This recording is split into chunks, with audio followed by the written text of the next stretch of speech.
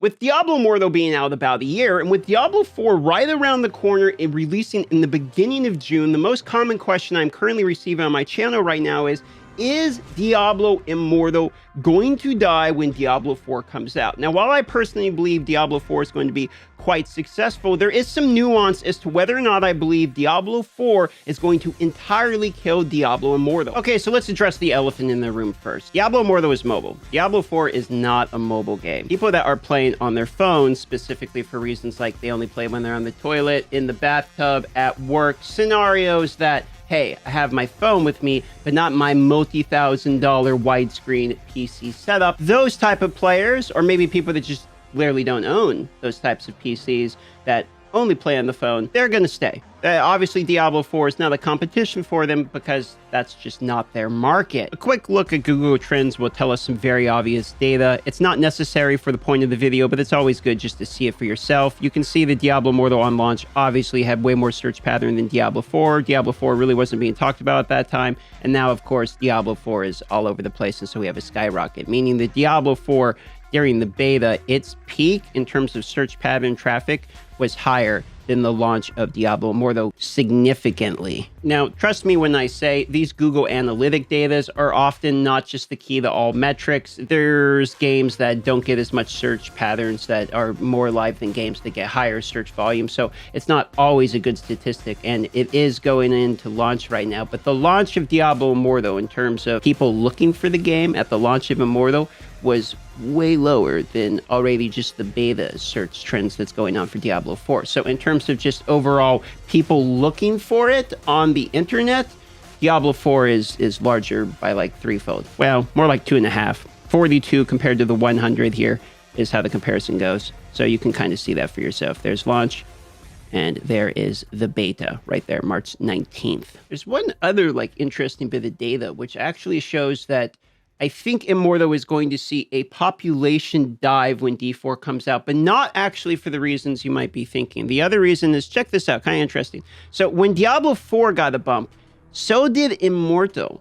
Effectively, the people were reinvigorated by Diablo. I would assume we would probably see this trend on all of the Diablo games. People were just interested in Diablo. So we have some people that are trying out the game, lingering on right now, probably because they're bored, waiting for Diablo 4 to go out. So I think all of the Diablo games have a bump. Let's just find out. So it is similar correlation here, and you can see D3, D2, etc. D3 obviously has a bigger spike earlier, as they have the new seasons and everything that was happening around this time. And then once we go into beta here, you can see all these games get a little bit of a bump. Even Diablo 2 gets a bump here. It was not getting much attention throughout the entirety of the year.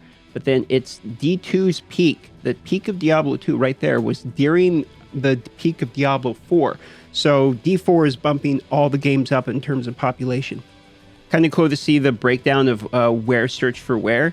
And Diablo Immortal, for some reason, Alaska is the most searched for from Alaska. And what's crazy is I'm from Alaska. So I don't know if that's me searching way too much about Diablo Immortal and I'm one of the only 5 people playing the game. So all the search trends are coming for me, or if there's just a lot of people here. I wouldn't know. I've been sitting in this cabin for like a year straight at this point or something. So I don't see the light of day or meet other people very often, but apparently there's a lot of you out there in Alaska that actually play this game. It's actually crazy is D4 has the most search from Alaska. D3 is the most search from Alaska, although Idaho ties for it as well. And then Diablo 2, Alaska goes in second and Oregon wins. So there is a lot of Diablo fans in Alaska. I'm actually like kind of mind blown about this right now. I haven't met that many Diablo fans in Alaska. Wait, hold on. Blizz, you gotta send the Hell's Inc. Diablo is the most searched for in Alaska. I'm gonna need you to send the Hell's Inc. thing up here so I can get my free tattoo. The other thing is the gameplay is like very different. Look, I've played a lot of Immortal now, and Immortal is a grind of time. Like the longer you play the game, the stronger and stronger you're going to snowball and be. It's not an immediate explosion of power, and I feel like a lot of the PC Diablo games are kind of about like you get these couple items and then you explode and like you got this modifier and you're comboing with this one and suddenly you're way stronger. Like that just doesn't really happen in Immortal.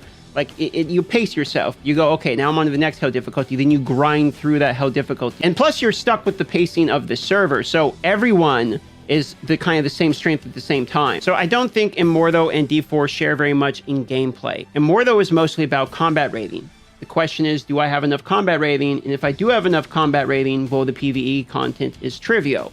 If I don't have the combat rating, it's factually impossible. So it's not really something you ever worry about. Because of that, all you do is really grind your combat rating. So your question in gameplay when you get in every day is, which gameplay activities do I want to do to increase my combat rating? At least from PvE side of it. PvP is a whole nother mess we could talk about in one of my other dozens of videos on that conversation.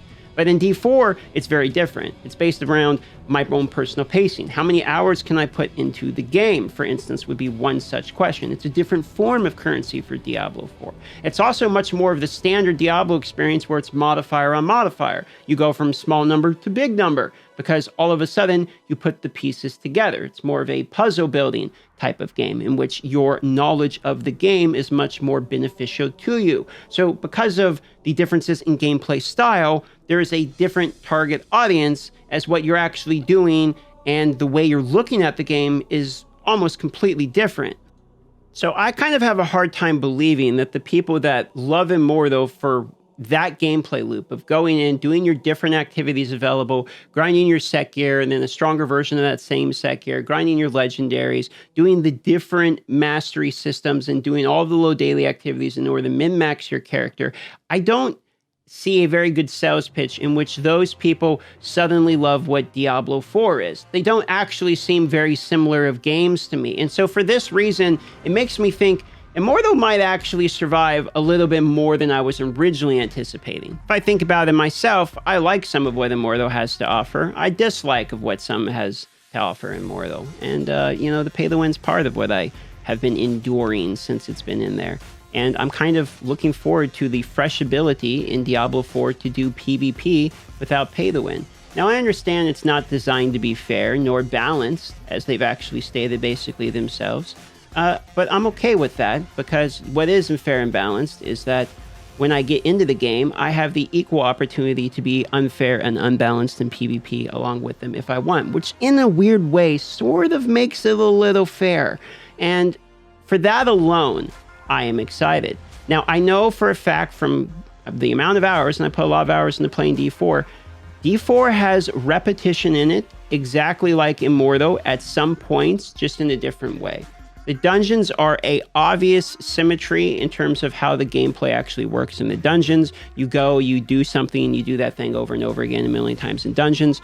To be fair, all MMOs basically have this same issue where a dungeon is created by somebody and you need to run it a billion times. Even WoW back in the day, I mean, I ran the same dungeon all the time trying to get mount drops and stuff like that. So I am well aware that having repetition in the game is going to be something that is just always going to be there. But what did feel similar in D4 to me, and I know it's one of the things they addressed in updating their feedback, was that the dungeons seemed unenjoyable, which was the same as Immortal for me. So I do think there are going to be similar things when I play D4 that I'm going to be like, I'm still enduring this problem in this type of game. And I think part of that just comes from the fact that repetition and grind and doing the unenjoyable thing in order to get the reward is part of actually what makes these games great. Like, the reason pets are rare in RuneScape is because most people don't want to log on and grind for the pet 8 hours a day, killing the same boss over and over again that maybe doesn't give that good of rewards